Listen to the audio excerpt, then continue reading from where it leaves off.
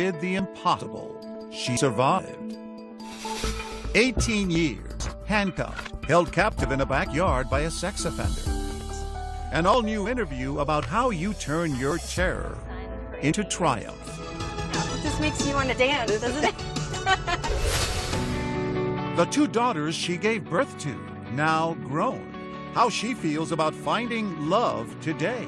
And the unlikely video she wants everyone to watch to understand how you can save a life. Lessons for everyone about finding joy every day. Jaycee Dugard, Freedom, My Book of Firsts. Welcome to a special 2-hour edition of 2020 on ID. I'm John Quinones. It's a story of survival that stunned the nation. Jaycee Lee Dugard was just 11 years old when she was kidnapped by a sex offender and held prisoner for 18 years. In 2011, 2 years after she was finally rescued, Jaycee sat down with Diane Sawyer. She had written a book, A Stolen Life, that recounted in stark detail what she had endured during her captivity. Then, 5 years later, the two met again. Jaycee had a new message, told in Freedom, My Book of Firsts. It was a call to action and a lesson in meeting each new day with hope. On any given day in America, you could be walking by someone whose story could change your life. See your next move. A young woman who seems to be in an ordinary, happy day. You pass by, no idea what she's endured.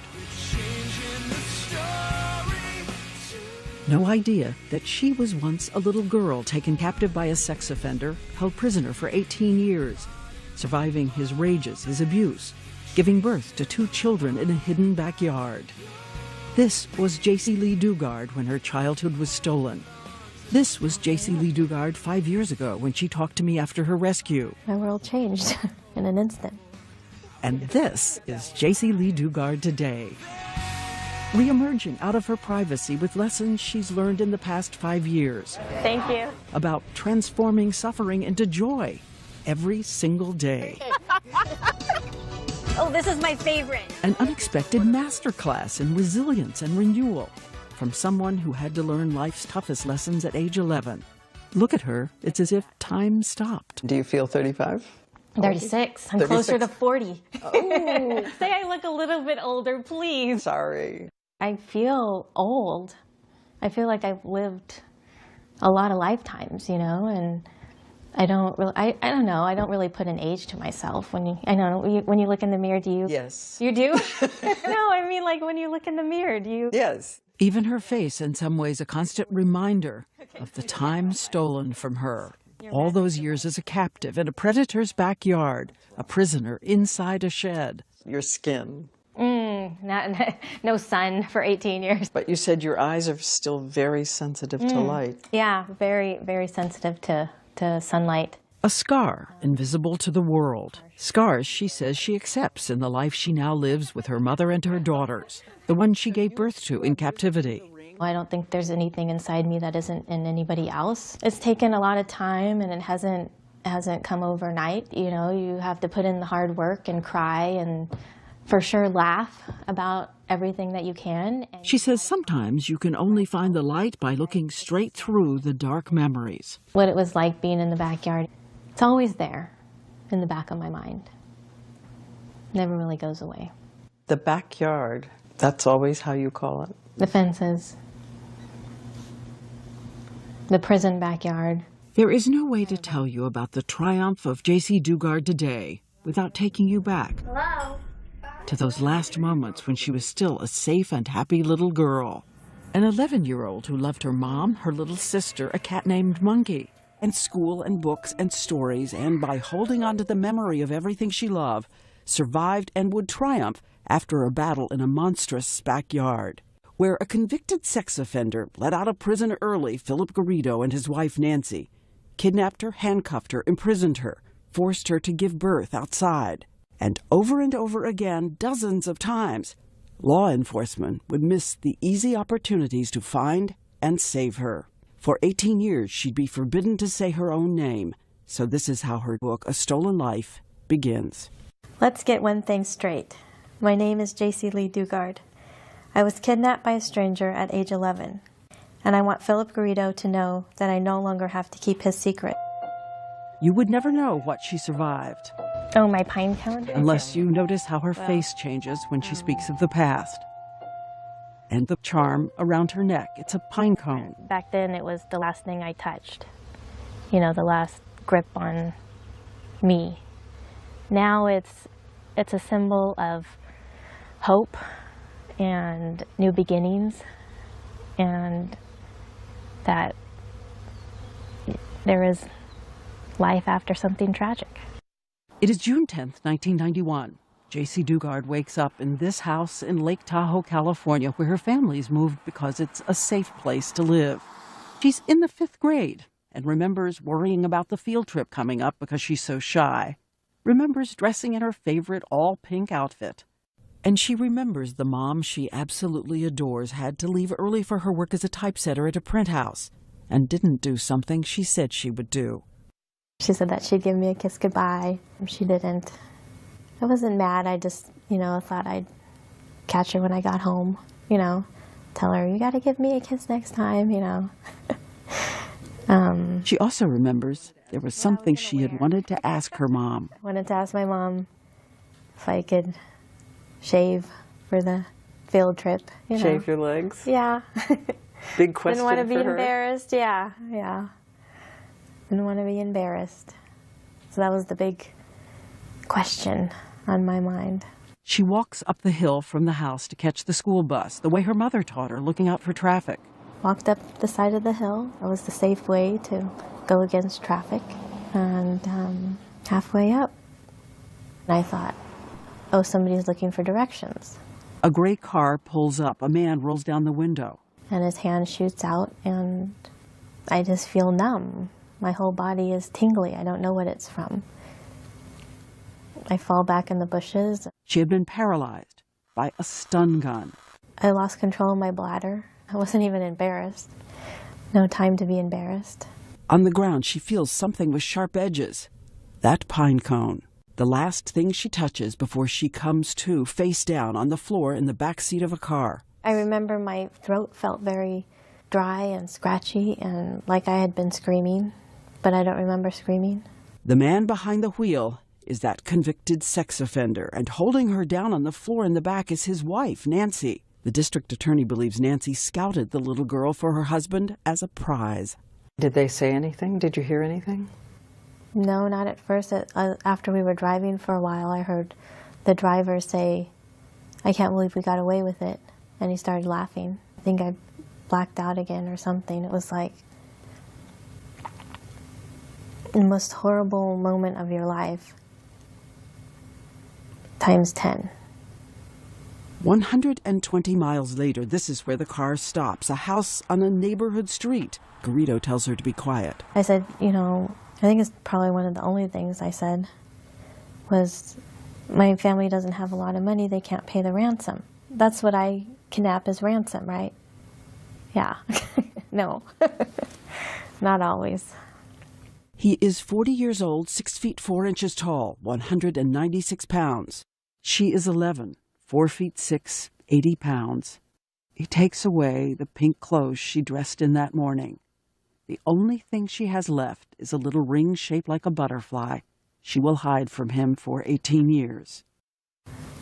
There was a pallet on the floor, and then he said he'd be back later. And he shut the studio or the soundproof door and then the other door with the lock. You heard Remember that lock? Yeah. I can still hear it consciously or when I'm awake. Just some sounds and smells and just don't leave you. He warns her there are dogs outside, Dobermans. They'll attack if she tries to escape. She notices there's one window covered with bars and a towel. He leaves. At one point, you get up and you take your teeth and you pull a towel off. I wanted to see where I was. Yeah. I couldn't use my hands. And there was just weeds and some kind of fence. Naked, arms in handcuffs behind her back, she drifts in and out of sleep. crying? I didn't really want to because then you can't wipe them away. You know, then you get all sticky and, you know, I mean, that sounds awful, but, you know, I tried not to cry because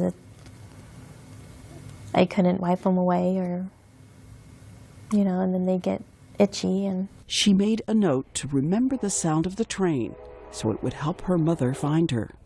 then later it was just listening to lawnmowers and airplanes, anything for human contact, I guess. I was so lonely. I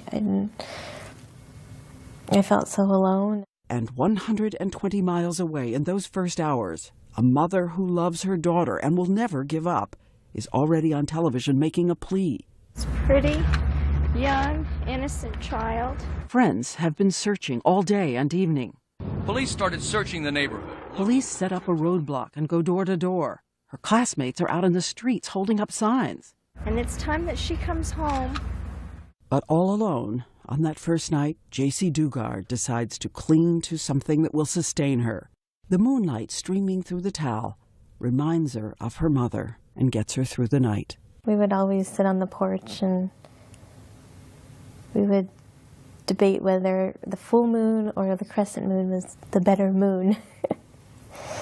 I always liked the full moon and she liked the crescent. And just always made me think of her. Do you remember the song you and your mom sang? Looking at the moon? Hi, you are the moon. How does it go? I forget. I love the moon and the moon Sees me. I see the moon and the moon sees me. God bless the moon and God bless me. When we come back, a Time that mother's she comes search. home. You were always there. You never left me. Parole officers, doctors who miss what is in front of them. And the story Jaycee Dugard will tell for all the victims of sex abuse. A story she says is his shame, not hers. Stare it down until it can't scare you anymore.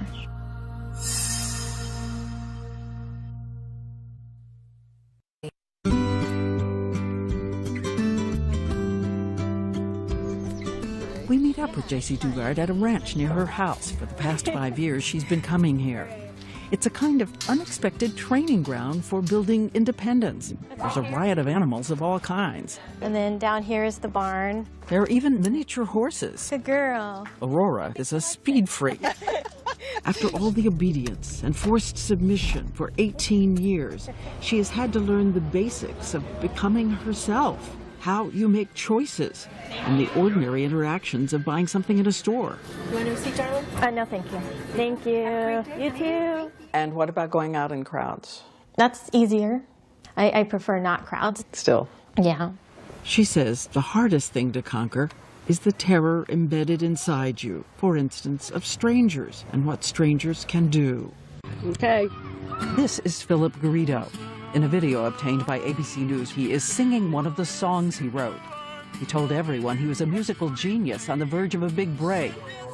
He also claims to be a religious visionary, calling himself the Witness, rambling on about the Bible, saying he was chosen to hear the voices of demon angels in the walls, in the ground, and that he'll save the world. His first arrest was 1972 for raping a 14-year-old girl who was too afraid to testify, so the case collapsed. 5 years later, he took a woman into a rented storage container and raped her for 8 hours. He would be sentenced to 50 years in prison, but for some reason, the parole board decided to release him after just a quarter of that sentence was served. First week, in June 1991, the 11-year-old girl, handcuffed, arms behind her back, is aching, skin rubbed raw. Philip Garrido is her only human contact, and for those first few days he just comes, sits, tells her funny stories, brings her soda and fast food. A classic approach for a pedophile.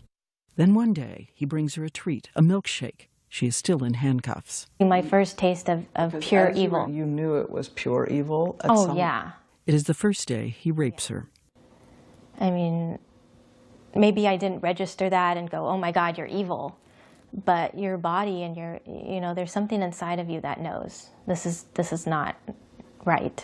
The pain the abject fear.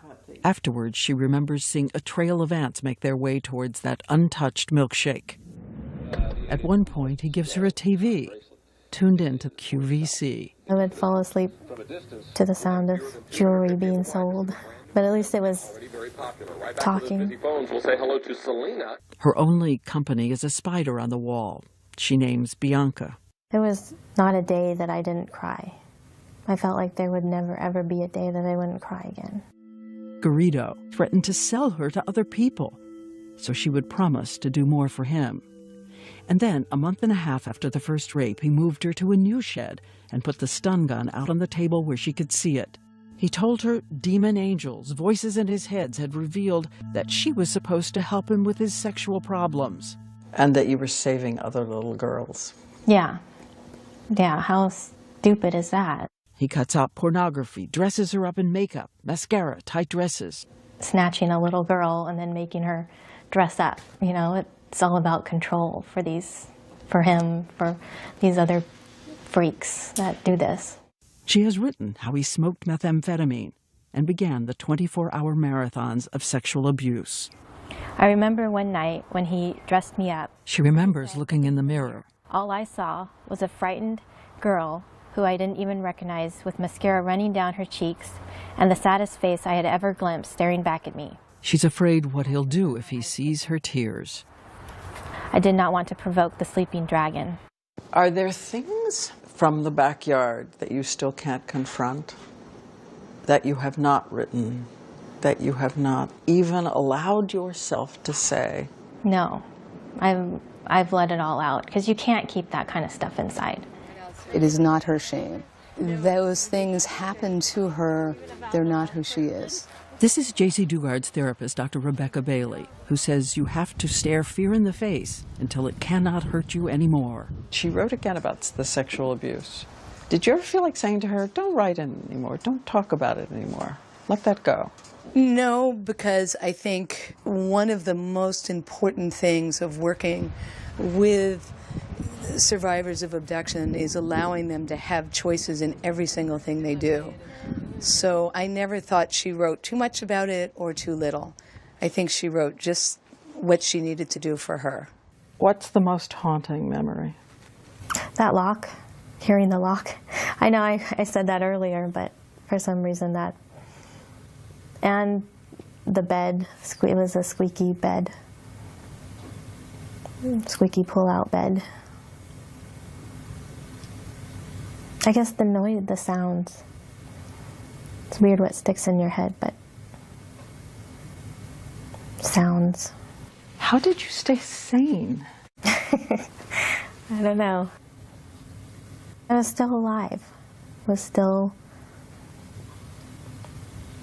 was still hope. Still hope. I'm trying to imagine how you are coping. I'm trying to imagine. I don't know. I can imagine being beaten to death, you know, and you can imagine being kidnapped and raped, you know, so it's just, you just do what you have to do to survive. She says she is telling her story so that the thousands of other survivors of sexual abuse know that survival is your strength, not your shame. It's that T.S. Eliot quote you have in your book. Yeah, I had about hope. Thinking I have to hope in something. Hope was in the wrong place. But sometimes you just have to hold on to any kind of hope to survive. When we come back, a mother moving heaven and earth to find her child, and 7 months into Jaycee's imprisonment. Some ways she's just as evil as Philip. A new jailer, new fears. Very twisted minds.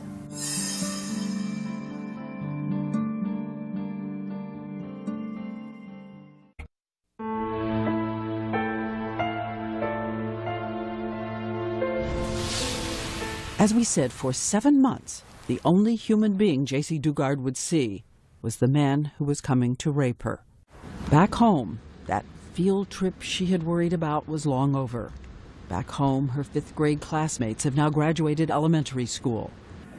Her mom is raising her little sister, feeding Monkey the cat, and asking everyone to keep searching and believing Jaycee will return. She is coming home. That gives me a lot of hope, a lot of optimism. Somebody's, feeding me dreams for a reason.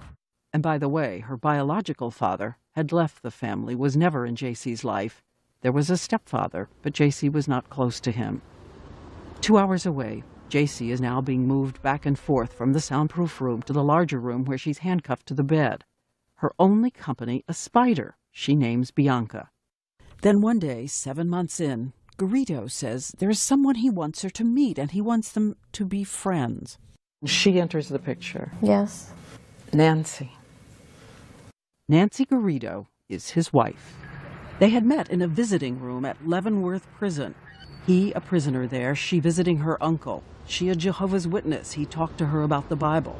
She became his partner in the hunt for little girls. She was the other person in the car that day, the one who pinned Jaycee Dugard to the floor after the two of them had stun-gunned and grabbed her. Now, when she first walks in, she brings a purple bear.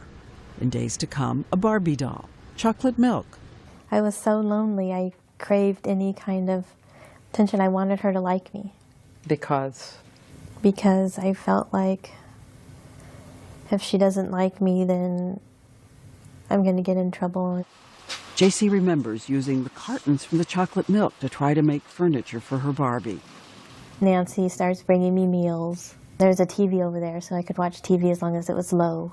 she told you she was sorry what they had done to you? Mm-hmm. She told me that she cried too. In some ways, she's just as manipulative because she would cry and say, "I can't believe that he did this. I wish he would have got a headache that morning that he took you." And she knew everything.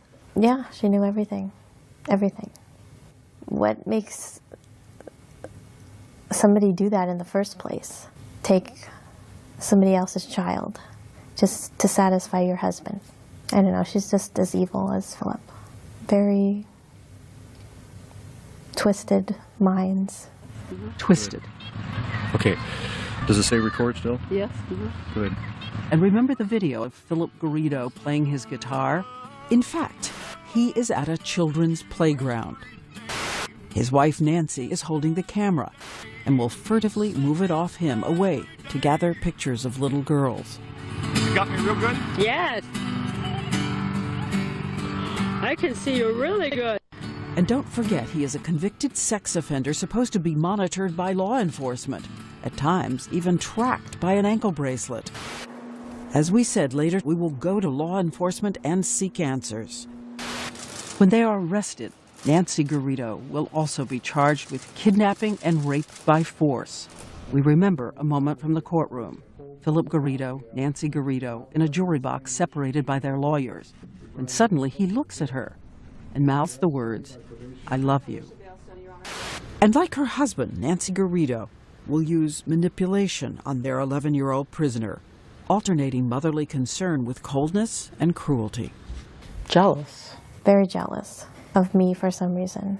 Like I wanted her husband to rape me.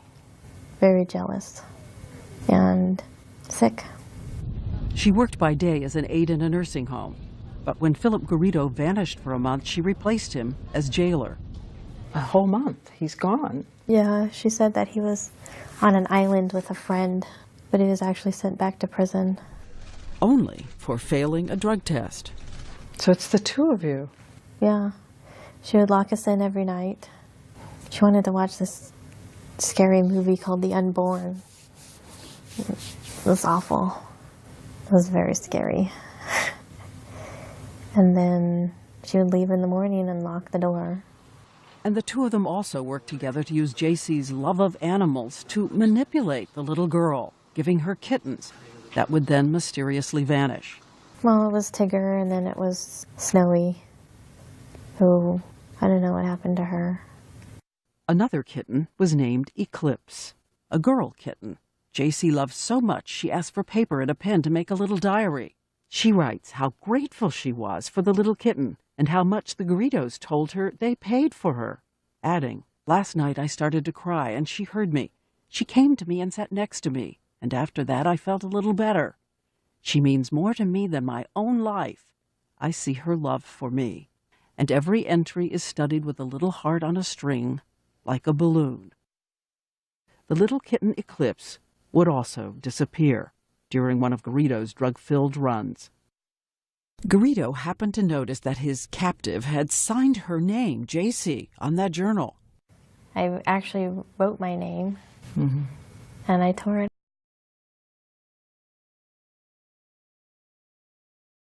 Last time. The last time for 18 years she'd be allowed to write or speak her name. Losing her name and fighting to hold on to the memory of the face that is keeping her alive, her mom. I wanted to see her more than anything. And worried you'd forget. Worried I'd forget what she looked like or what she sounded like. Would she forget me? Would she want you after this?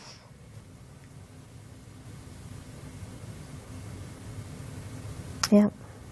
Being a mom now, you know, I know that she never forgot about me because I can never forget about my kids. But, you know, when you're a kid and you think you're easily forgettable. And her mother, Terry, is also fighting to hold on as 1 year passes, and then a second. She's alone except for her own family and friends, some of whom quit their jobs to help her. On TV, she shows Jaycee's room untouched since her disappearance. It's where Terry says she goes to pray every night. Even though she's not here, she's still in my heart. And when 34 months have passed, 1,029 days since Jaycee Dugard was kidnapped, sometimes the handcuffs would come off. Do you remember the day you weren't handcuffed anymore? I don't remember the exact day. Just all of it. I don't know if it was all of a sudden. It was over time. But she would still always be locked in a bolted room. One night, the Garridos are with her. They are watching the 10 Commandments on TV. For the first time, they bring her cooked food, corned beef and cabbage. It's Easter, 1994. And then they tell you they think you're pregnant. Yeah. 4.5 months pregnant, 13 years old. When we come back, Jaycee recounts the ordeal of giving birth. You're in labor and there's nobody there. Just scared. It was terrible pain. Didn't know what was going on. And a new fear. He held her in a chair and prayed that he would never hurt her. Stay with us.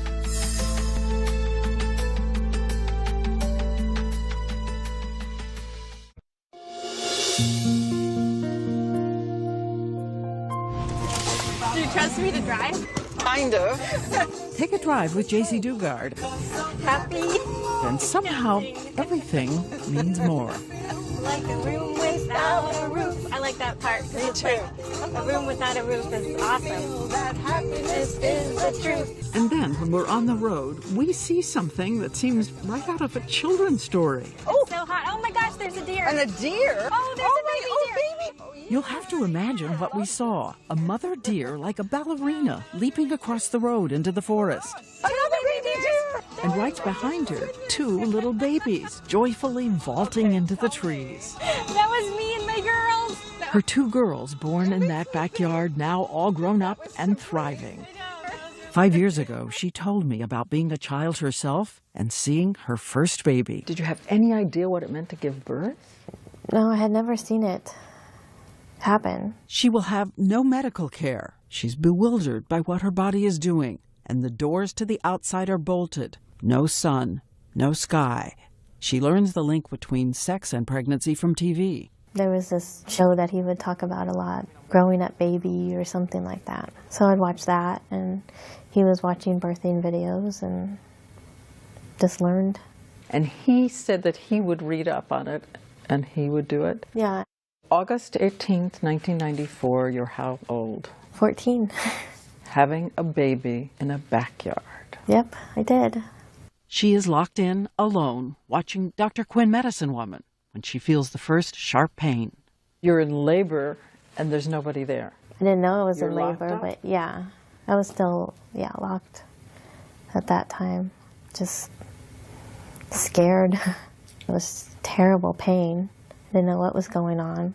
Hadn't seen anybody all day. She will be in labor all by herself for hours. Finally, the Garridos return. They give her codeine. The labor continues for another 12 hours, and with a complication, the baby is still inside her. Philip Garrido uses his hand to unwrap the umbilical cord from the baby's neck. He had seen that on one of the shows, that's what you do, because she wasn't coming out. So he did that, and she came out, and then I saw her. She was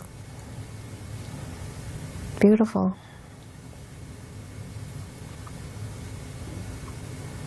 I felt like I wasn't alone anymore. Had somebody that was mine. I wasn't alone. And I knew I could never let anything happen to her. I didn't know how I was going to do that, but I did. And when Garrido takes the baby, he held her in a chair and prayed that he would never hurt her. Was it your terror? Yeah.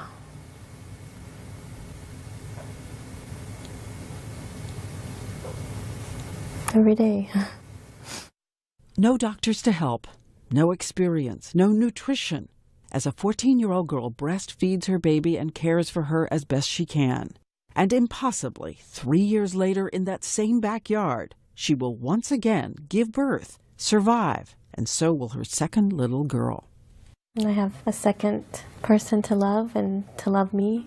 She now has 2 children locked in a room with her. She will breastfeed a total of 6 years straight and watches TV to learn everything she can about being a good mother. Years into her ordeal, for the first time, she will be given a tiny measure of freedom. Garrido builds a fence walling off the entire backyard and places a little tent outside. And one day, she writes, she gets to walk outside for the first time in 6 years. I can feel it, she writes, the sun warm on my face. And experts who study survival say nearly all those who make it through long seasons in hell find some way to create meaning no matter the reality of their day. Amid the trash and squalor, you planted little flowers. Yeah, I like to garden. This was your garden? Yep. Even little flowers in the tent. And she hoards the children's books they gave her. She has an idea. For her girls, she'll create a little school. We had math, social studies, English, and history was the other one. And I would teach them the best I could. I only had a 5th grade education, so my math wasn't my strongest suit. In a secret act of defiance, she saves little scraps of paper and begins writing a journal she manages to hide from him. Sometimes it still sounds like a child. I would live in my own world, and I would have superpowers, like the power to heal people and animals. Sometimes she wonders if out in the world there could be a soulmate for her. The physical abuse was all I knew. But things that I saw on television were so different. And, I don't know. Look at this. I would search the world for the top teachers if I could get out of here, and psychologists and doctors. And I would organize, and we would open a free clinic for homeless people to come and interact with animals. Time on my hands to think about things I would do. Her daily life is dependency, isolation, drowning in his manipulation and control, and the constant insistence for her and the girls there is only danger outside the fence in the unknown. Jaycee Dugard writes Garrido often erupts with anger, inexplicable rants about her behavior, which she keeps trying to alter in order to subdue his moods. She says she had to study his rages, his demands, and writes about animals in the wild that play dead to survive. I was a predator and prey, very much prey, obviously. But predator too, I really had to analyze him and stay alert, stay sane. And then one day, Garrido tells her she has to help him make Nancy feel better. So he's decided that from now on, Nancy will be the girl's mom. Jaycee is just to be the sister. She has nothing of her own. She later writes in her journal, I want to be free to come and go as I please, free to say I have a family, free. Free to have my family. And next, the great mystery. Why didn't she try to escape? Did you think about taking those two girls and running?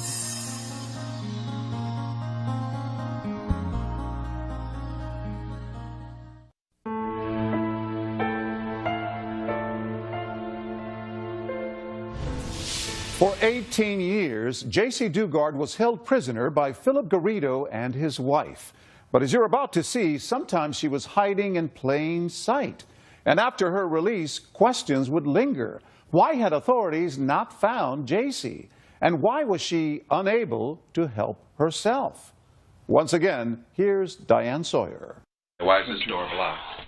You're looking at a home movie the Garridos made of a parole officer going through their house. One of the 60 regular visits parole officers will make to check up on a sex offender. The voice you hear is Nancy Garrido taunting the officer.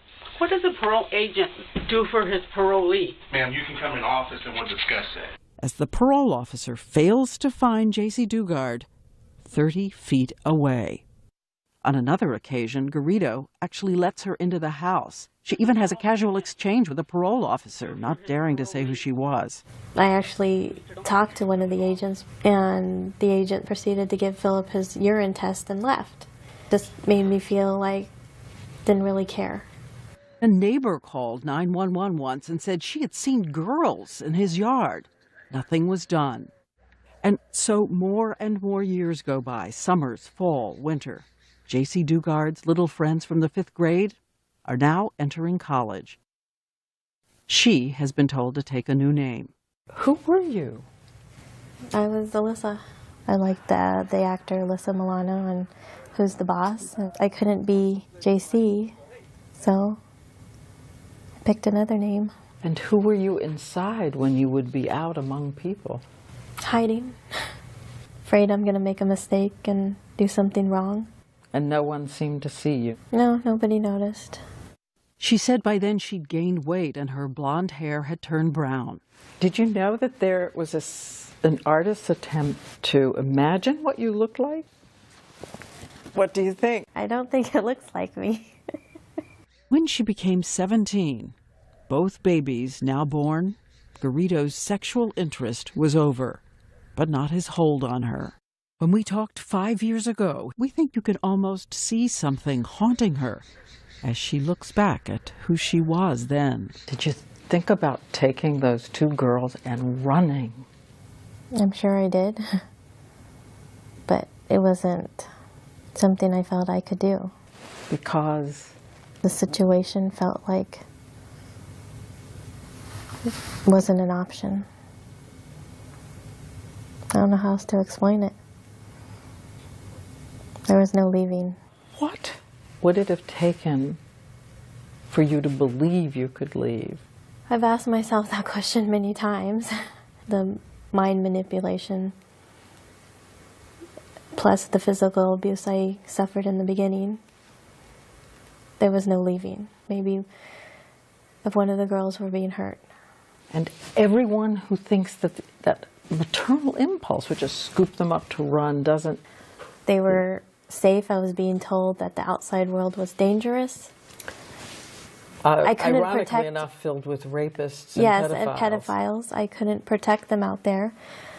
It's like what I knew was safe, the unknown that was out there was terrifying, especially when thinking about the girls.